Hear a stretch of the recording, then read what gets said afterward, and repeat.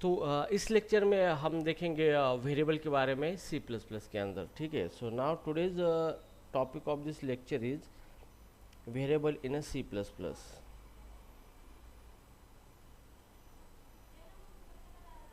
Variable in a C plus plus. ठीक है, तो अब इस कॉन्सेप्ट को हम डीप में पढ़ेंगे अच्छी तरीके से कि वेरिएबल क्या होता है, किस तरीके से बनाया जाता है, उसकी ज़रूरत क्या होती है, सारी चीज़ें देखेंगे। ठीक है, तो सबसे पहले अभी हम यहाँ पे देखेंगे what is a variable.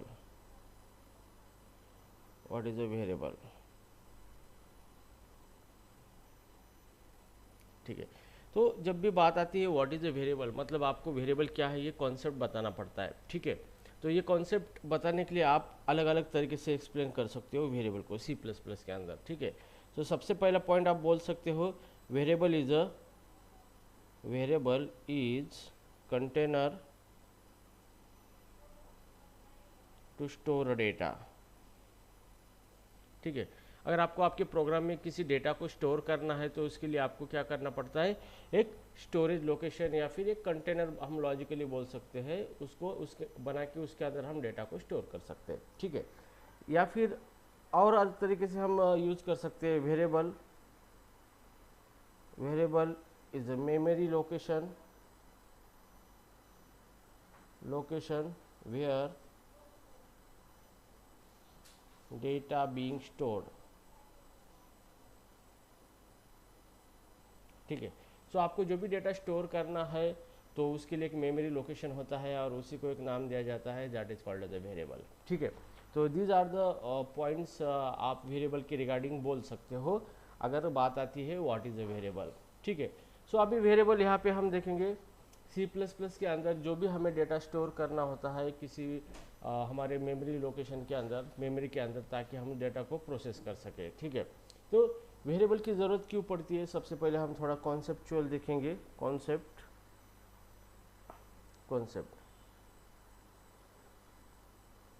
Why need of a variable. ठीक है, तो वेरिएबल की ज़रूरत क्यों पड़ती है, जैसे मान लो जैसे हमारे रियल लाइफ में फॉर एग्जांपल आपको क्या करना है, एक पनीर की सब्जी बनानी है। Okay, that is called as आपका टास्क है to make a paneer tikka.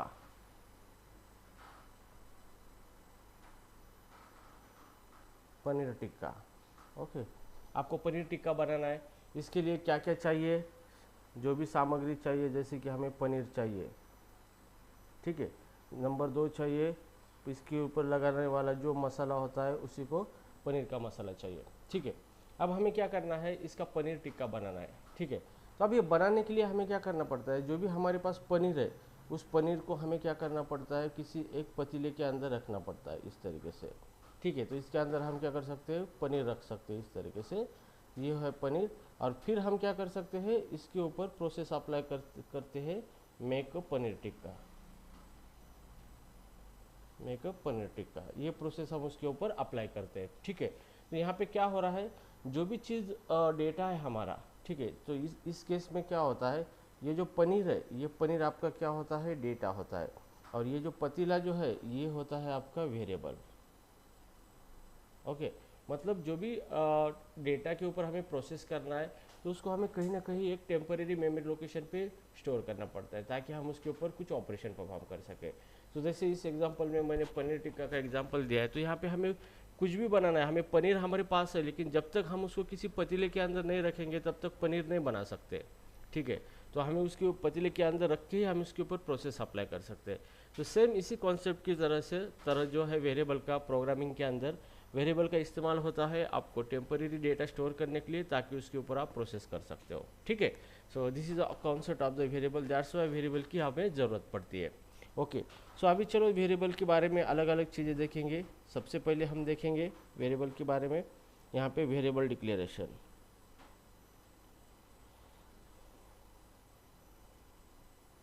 Variable declaration, ठीक है, तो जो भी ये वेरिएबल डिक्लेरेशन है इसका मतलब क्या है, यू मस्ट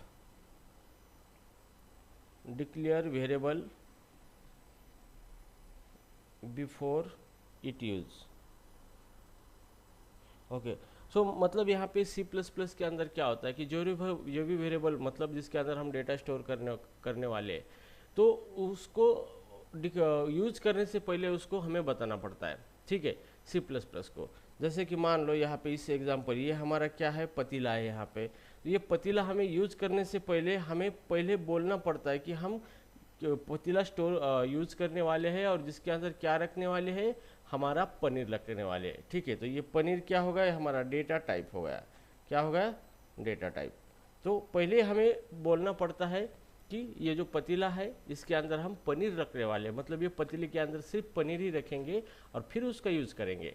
तो इसको हमको, इस कॉन्सेप्ट को कहा जाता है वेरिएबल डिक्लेरेशन। तो आपको वेरिएबल डिक्लेयर यूज करने से पहले उसको डिक्लेयर करना पड़ता है, ताकि सी प्लस प्लस आपको क्या करेगा, वेरिएबल मेमोरी असाइन करके देगा और आप उसको फिर यूज कर सकते हो, ठीक है। So this concept is a variable declaration. अब वेरिएबल डिक्लेयर करने का सिंटैक्स है, यहाँ पे सिंटैक्स मतलब फॉर्मेट, आपको ये फॉर्मेट ध्यान में रखना है, syntax of a variable declaration.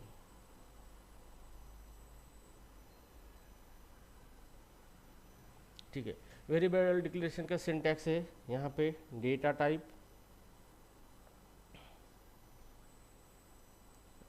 Variable name, और यहाँ पे ये है ऑप्शनल वेरिएबल की वैल्यू, सेमीकोलन, ठीक है।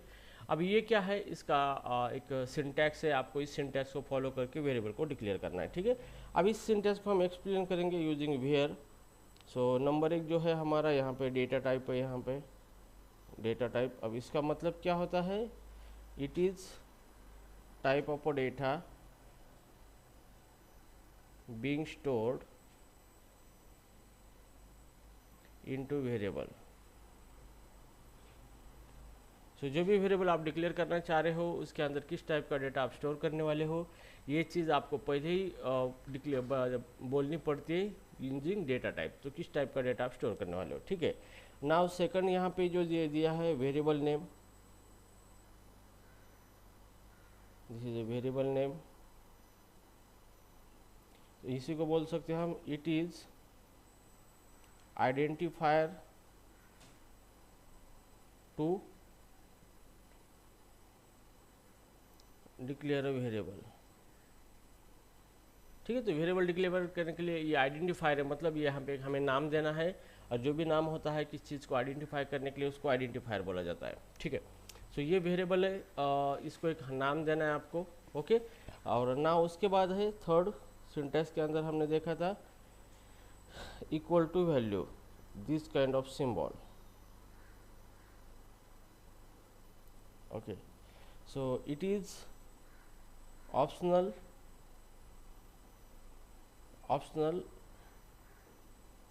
value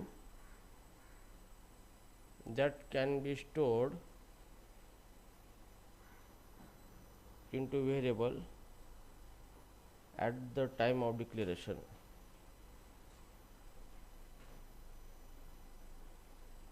ठीक है।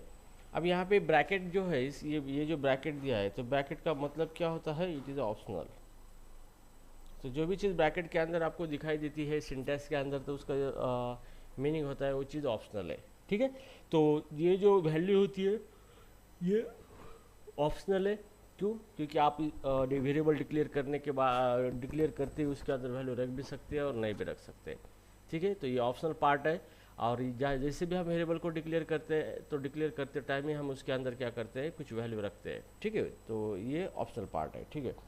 अभी हम देखेंगे वेरिएबल को डिक्लेयर किस तरीके से किया जाता है, यहाँ पे एग्जांपल के तौर पे।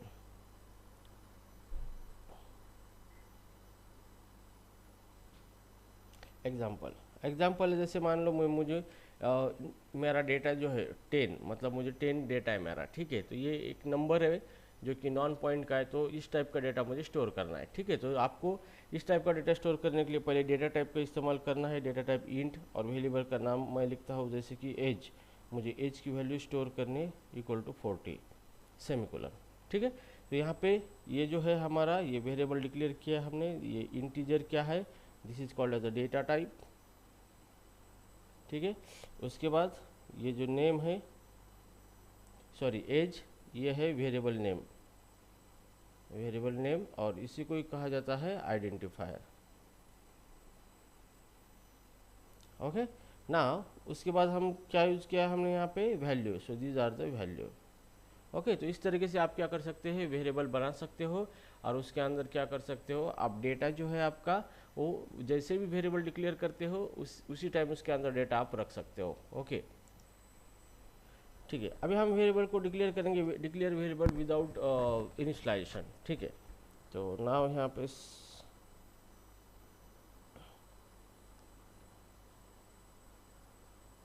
Declare variable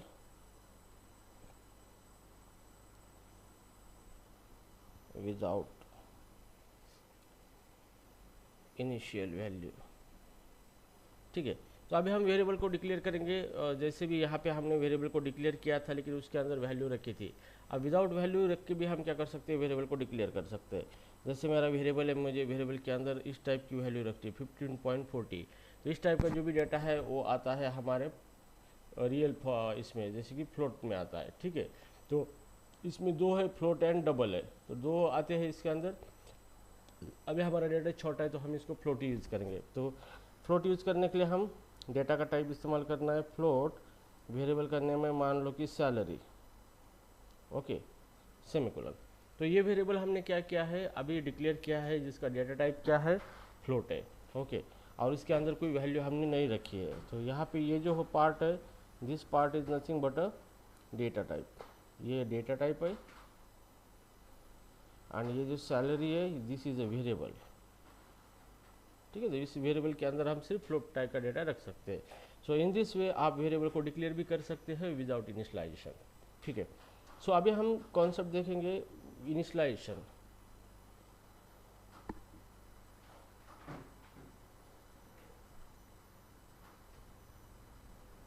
what is variable initialisation?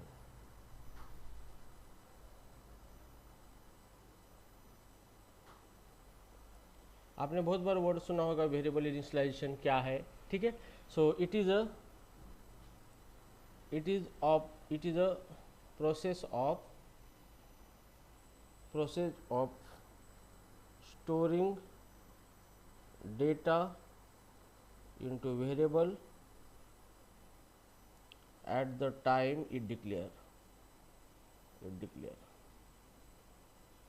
ठीक है, तो जो भी आपका वेरिएबल होता है उसको जैसे भी आप डिक्लेयर करते हो उसी टाइम उसके अंदर वैल्यू स्टोर करते हो, उसी को कहा जाता है वेरिएबल इनिशियलाइजेशन। ठीक है, तो अब वेरिएबल इनिशियलाइजेशन करना है तो यहाँ पे जैसे एग्जांपल लिखेंगे हम। अब मुझे एक सैलरी स्टोर करनी है, तो मैं यहाँ पे लिखूँगा फ्लोट, वेरिएबल का नाम है सैलरी, और जैसे ही डिक्लेयर करता हूँ मैं यहाँ पे 12,000.50 और आगे यप लगाता हूँ। ठीक है, तो ये हो गया मेरा फ्लोट। तो ये जो है इसी को कहा जाता है वेरिएबल डिक्लेरेशन। मतलब जैसे भी मैंने सैलरी वेरिएबल बनाया, एट द टाइम ये डेटा मैंने क्या किया है उसके अंदर रखा है। ठीक है, उसी टाइम में डेटा क्या किया हमने उसके अंदर रखा है, तो इसको कहा जाता है वेरिएबल डिक्लेरेशन इनिशियलाइजेशन। मतलब जैसे ही वेरिएबल बनता है उसी टाइम उसके अंदर हम डेटा रखते हैं, इस कॉन्सेप्ट को कहा जाता है वेरिएबल इनिशियलाइजेशन। ठीक है, so initializing a variable.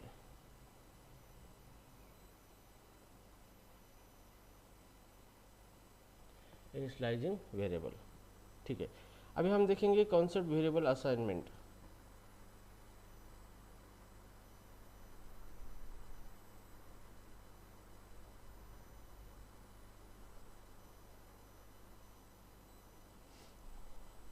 It is process to store data into variable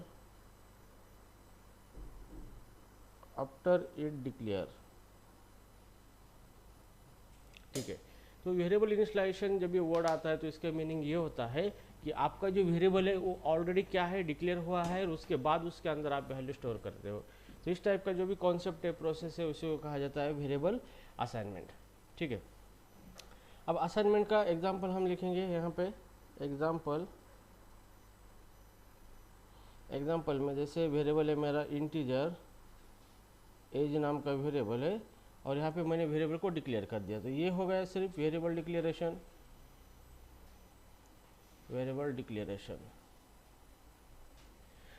okay, अभी मैं इसके क्या करूँगा, एज के अंदर वैल्यू रखूँगा एज इक्वल टू 50।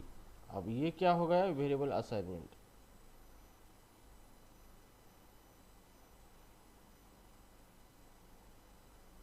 ठीक है। तो इस तरीके से क्या होता है, वेरिएबल डिक्लेरेशन पहले हमने किया है और फिर बाद में उसके अंदर हम वैल्यू रख रहे हैं, तो इसी को कहा जाता है वेरिएबल असाइनमेंट। ओके, तो this concept you should know while working on a variable at initial time. ठीक है, तो this is called as a variable.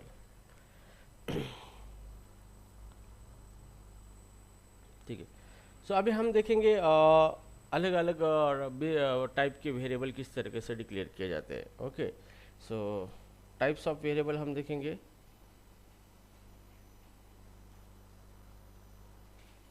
अब यहाँ पे हम देखेंगे टाइप ऑफ वेरिएबल।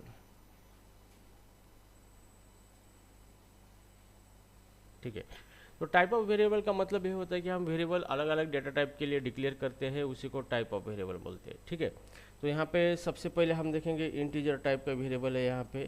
तो नंबर 1 इंट टाइप वेरिएबल। तो ये वेरिएबल क्या करेगा, सिर्फ इंटीजर टाइप के डेटा ही स्टोर करेगा। ठीक है, तो यहाँ पे वेरिएबल का यहाँ पे एग्जांपल है integer variable x equal to 10।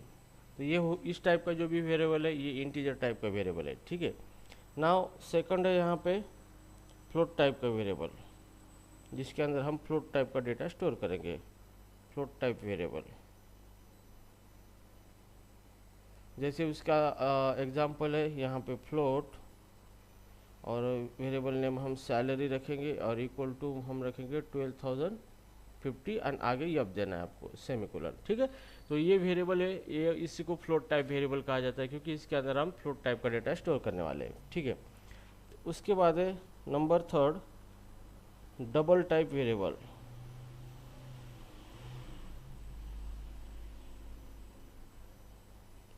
अब ये जो डबल टाइप वेरिएबल, इसके अंदर ही हम डेटा न्यूमरिक डेटा पॉइंट के फ्रैक्शनल डेटा होता है उसी को स्टोर करते हैं, लेकिन इसका मेमोरी साइज ज़्यादा होता है 8 बाइट। ओके, तो जो भी बाय डिफ़ॉल्ट डेटा टाइप होता है पॉइंट में डेटा C++ के अंदर वो डबल ही होता है।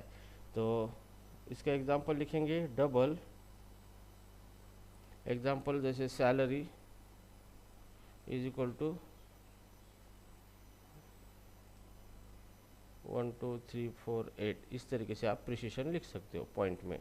तो ये हो गया आपका डबल पॉइंट का डेटा। ठीक है, तो यहाँ पे नोट लिखेंगे default real number is always double type in C++। ठीक है, तो जो भी आपका डेटा है बाय डिफ़ॉल्ट क्या होता है, रियल टाइप, मतलब पॉइंट में जो भी डेटा है बाय डिफ़ॉल्ट वो डबल ही होता है। ठीक है, नाउ अभी हम देखेंगे कैरेक्टर टाइप का data. Character type variable declare करेंगे हम यहाँ पे डबल,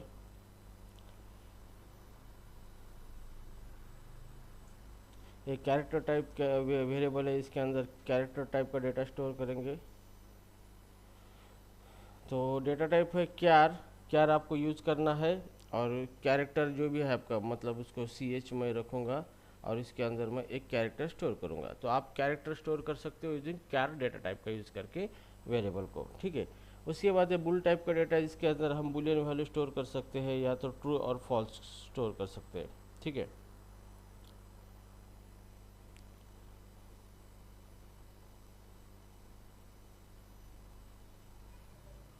बुल टाइप वेरिएबल। तो जैसे वेरिएबल डेटा टाइप है बुल, वेरिएबल का नाम है इज ओके फॉर एग्जांपल, और इस चीज़ को हम रखेंगे उसके अंदर ट्रू, या फिर उसके अंदर हम फॉल्स रख सकते हैं। ठीक है, ओके, तो ये हो गया हमारा basic data types declaration, variable declaration using a basic data type. Okay okay, so ये हो गया हमारा variable declaration using a basic data type.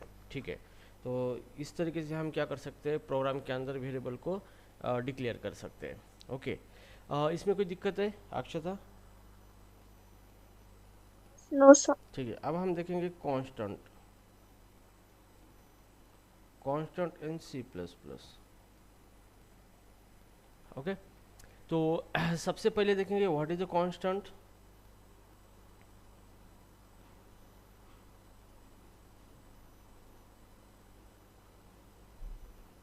What is a constant?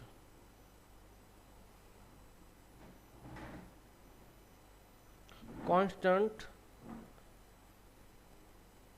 is unchangeable or immutable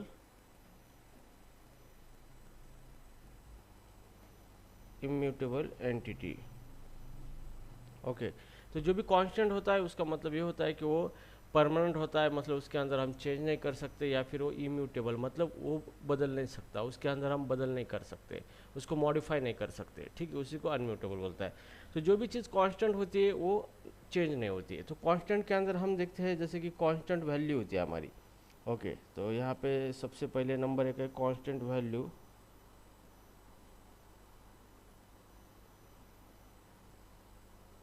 constant value, okay, it is a value that will never change। तो जो भी value है constant है वो चेंज नहीं होती है, ठीक है। जैसे मान लो कि मेरे पास 10 है, तो 10 क्या है? कांस्टेंट है, मतलब 10 के अंदर हम चेंज कभी हो ही नहीं सकता। अगर 10 + 20 करोगे तो इसका रिजल्ट क्या आएगा? 30 आएगा, बट 10 रिमेन 10 और 20 रिमेन 20। तो that's why these are called as a constant. तो ये क्या है? कांस्टेंट है। तो जो भी प्रिमिटिव टाइप डेटा होता है वो ऑलवेज क्या होता है? कांस्टेंट होता है। Okay, so note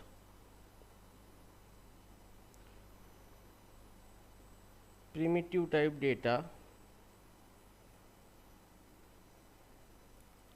data is always constant। Okay, तो जो भी डेटा हमारा प्रिमिटिव टाइप का होता है, प्रिमिटिव टाइप का मतलब क्या होता है कि नॉर्मली ये जो हमारा बेसिक डेटा टाइप है, जैसे integer, float, double, character, Boolean, तो इस टाइप का जो भी डेटा होता है वो ऑलवेज क्या होता है?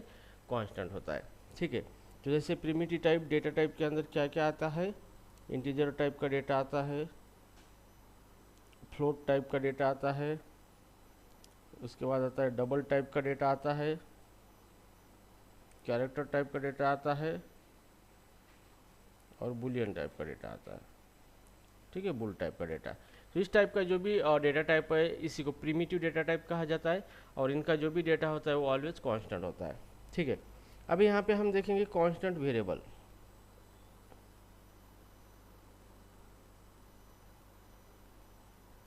What is constant variable?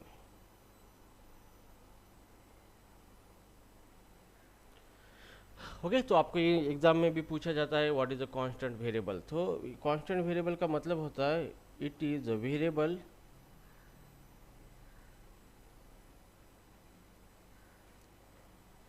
whose value cannot be changed, whose value or data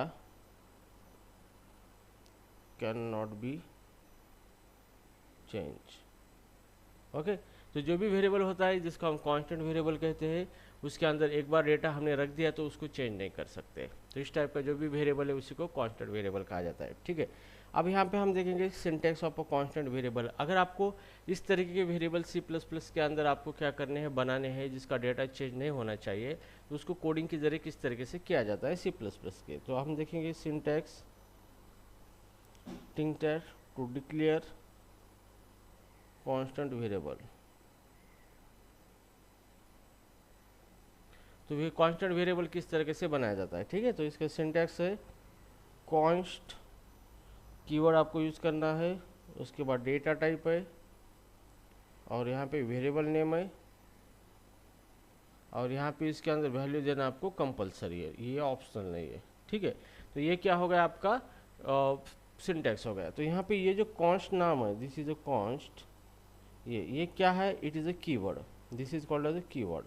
तो एज इट इज़ आपको वर्ड यूज़ करना है, और बाकी एज इट इज़ सेम है जैसे हम सिंपल वेरिएबल डिक्लेयर करते हैं। तो आपको आगे कॉन्स्ट लगाना है, कॉन्स्ट डेटा टाइप और वेरिएबल नेम और वैल्यू। तो जैसे भी हम वेरिएबल बनाएंगे इस तरीके के डिक्लेरेशन करके, तो उस वेरिएबल की वैल्यू हम चेंज नहीं कर सकते। जैसे मान लो एग्जांपल है, यहाँ पे मुझे कांस्टेंट वेरिएबल बनाना है, कांस्टेंट इंटीजर एज नाम का वेरिएबल बनाया है, और इसके अंदर मैंने रख दिया 50 वैल्यू। ओके, तो ये क्या है? कांस्टेंट वेरिएबल है, कांस्टेंट वेरिएबल।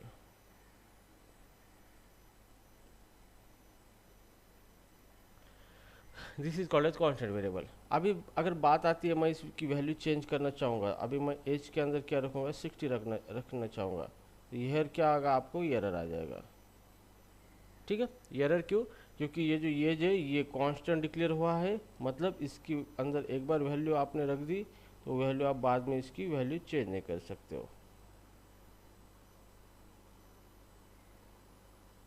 ठीक है, तो इस तरीके से क्या होता है, आप कांस्टेंट वेरिएबल डिक्लेयर कर सकते हो। तो आप अलग अलग टाइप के भी वेरिएबल बना सकते हो, जैसे मैं यहाँ पे कांस्टेंट फ्लोट टाइप का वेरिएबल बना सकता हूँ, फ्लोट सैलरी 1.40 EF। तो ये हो गया मेरा कांस्टेंट वेरिएबल। अब मैं इसकी वैल्यू कभी चेंज ही नहीं कर सकता। अगर मैं ट्राई करूँगा सैलरी चेंज करने का वेरिएबल का, सैलरी और इक्वल टू इसके अंदर मैं 50 रखूँगा, तो it will give the error यहाँ पे। ओके, तो क्यों? क्योंकि कांस्टेंट वेरिएबल मॉडिफाई नहीं होते हैं, मतलब उसके अंदर जो भी वैल्यू है वो वैल्यू चेंज नहीं कर सकते हम, वही वैल्यू उसके अंदर रहेगी। ठीक है, तो इस types of variable is nothing but as a constant variable. ये वेरिएबल इनिशियलाइजेशन की मेथड, इसी को डायरेक्ट वेरिएबल इनिशियलाइज कहा जाता है। तो इस मेथड के जरिए हम क्या कर सकते हैं, वेरिएबल को डायरेक्टली इनिशियलाइज कर सकते हैं, जैसे भी है उसको हम डिक्लेयर करते हैं। ठीक है, तो यहाँ पे इसका सिंटैक्स है,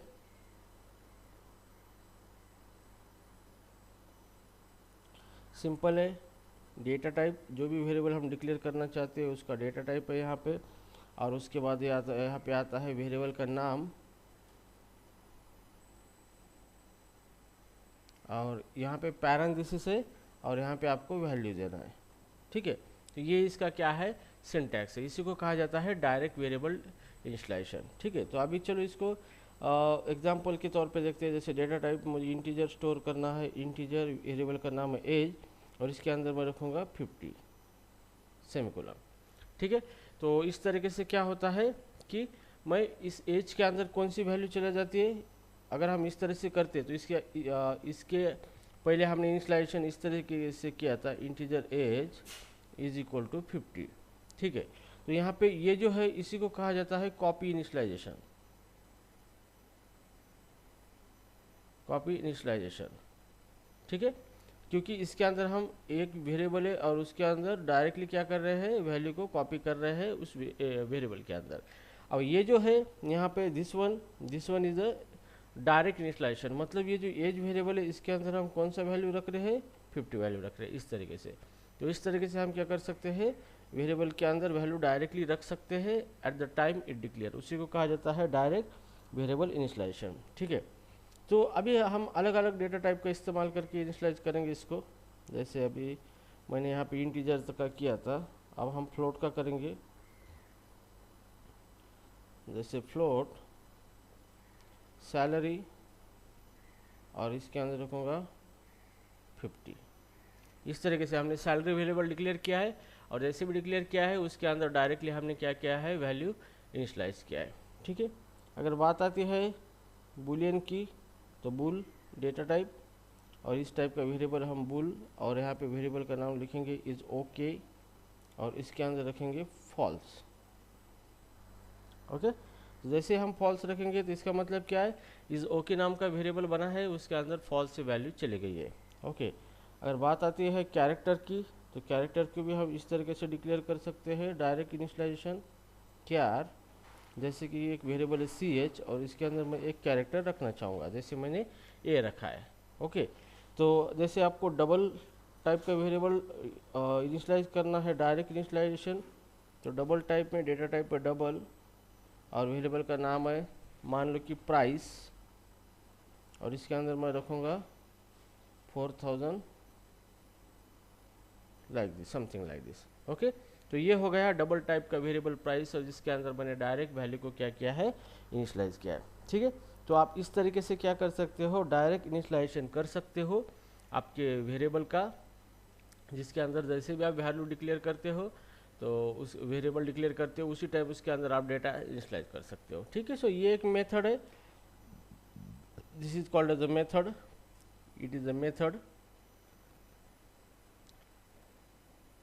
it is a method to initialize value into variable। Okay. तो वेरिएबल के अंदर आप क्या कर सकते हो, इस तरीके से वैल्यू को इनिशियलाइज कर सकते हो using direct variable initialisation. Okay. और इससे पहले जो अभी हम ये जो है जो हमने पहले भी देखा था, copy variable initialisation, copy variable initialisation कहा जाता है इसको, इनिशियलाइजेशन। ठीक है, तो इस टाइप का जो इनिशियलाइजेशन है ये मोस्ट कॉमन होता है, जैसे हमने इसके पहले भी किया था।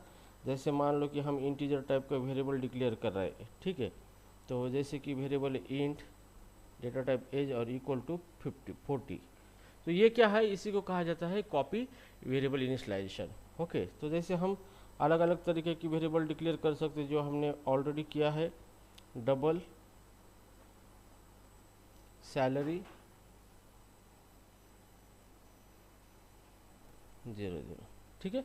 तो this kind of variable initialisation, this is called as a copy variable initialisation, ठीक है। तो इट is a method to initialize a variable.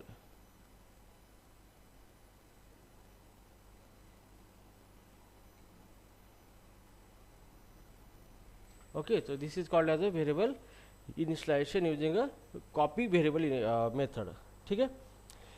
तो अभी हम देखेंगे वेरिएबल के थोड़े से इंटरनल स्ट्रक्चर के बारे में, internal representation of a variable.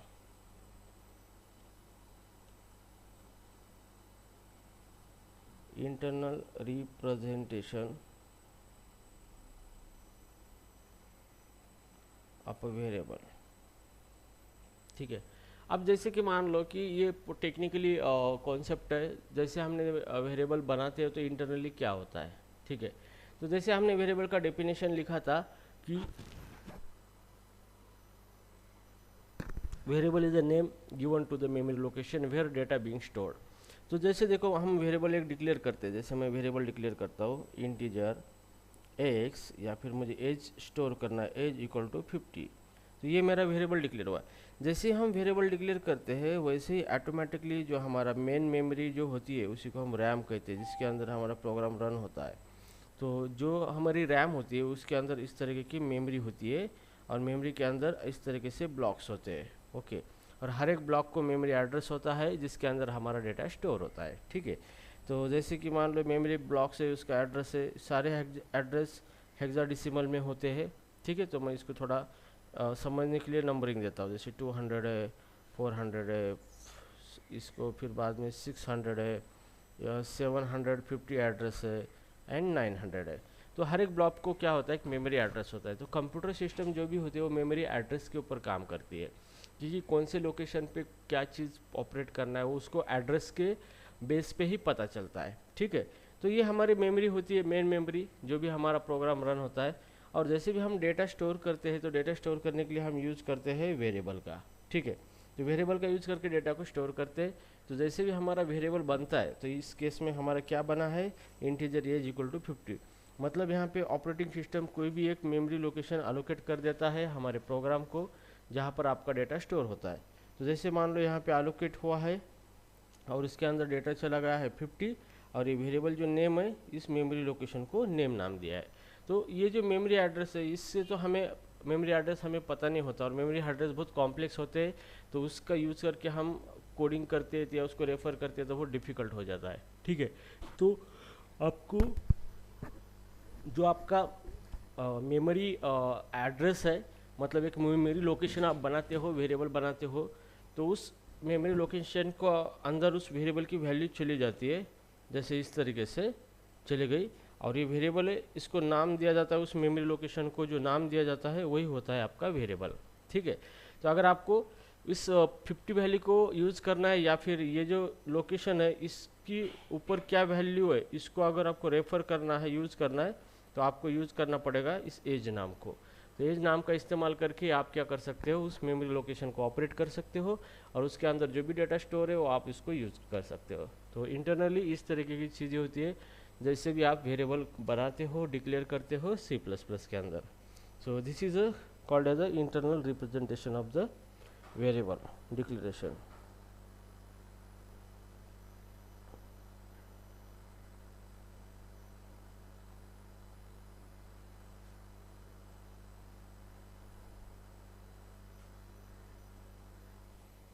Okay, C plus plus के एडवांस कंसेप्ट भी देख रहे हैं, जैसे कि सी प्लस प्लस के अलग अलग वर्जन लॉन्च हुए।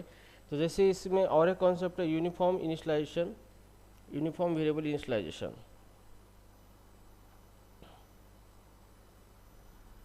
यूनिफॉर्म इनिशियलाइजेशन, और इसी को कहा जाता है ब्रास इनिशियलाइजेशन।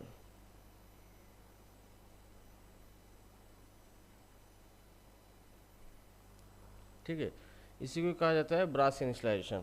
ठीक है, तो ये भी क्या है, एक वेरिएबल इनिशियलाइज करने की एक मेथड है जिसके अंदर ब्रास का इस्तेमाल किया जाता है। ठीक है, तो ब्रास का मतलब क्या होता है, इस तरीके से ओपन और करली ब्रैकेट, इसका इस्तेमाल किया जाता है डेटा स्टोर करने के लिए वेरिएबल के अंदर।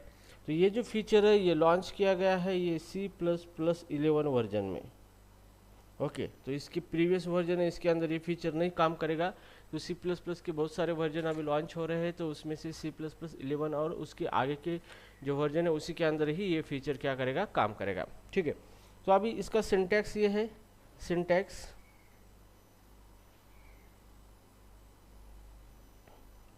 सिंपल सिंटैक्स एज यूजुअल है, डेटा टाइप, किस टाइप का वेरिएबल है आपका, वेरिएबल नेम, और इसके अंदर यहाँ पे आपके ब्रैकेट है और यहाँ पे आएगा आपका value, semicolon.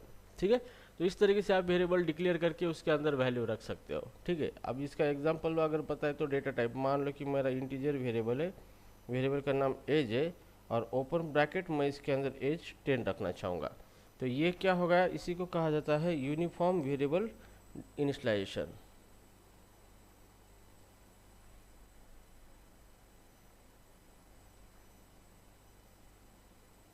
Uniform variable initialisation.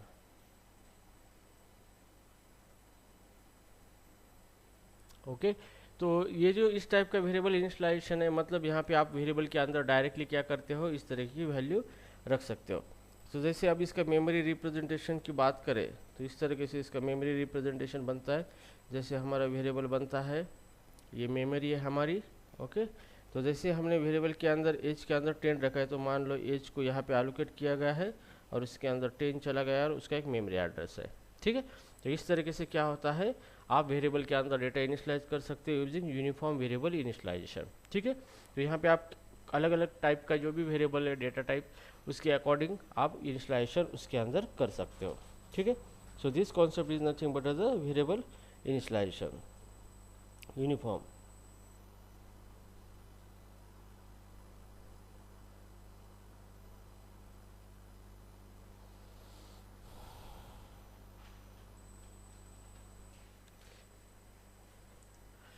Okay, Akanksha, is there anything you need to discuss or understand this concept? Yes. Variable के बारे में हमने जो टॉपिक्स लिए अभी पूरे समझ में आए, किस तरीके से वेरिएबल होता है, किस तरीके से काम करता है, उसके अलग अलग कॉन्सेप्ट अभी हमने देखे। तो is it okay?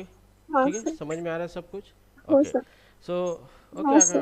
Akshata, it's enough for today, and from tomorrow lecture we will see the some other concept, and once the concept is learned then we move on the practical, क्योंकि practical करने के लिए हमें enough coding understand होना ज़रूरी है।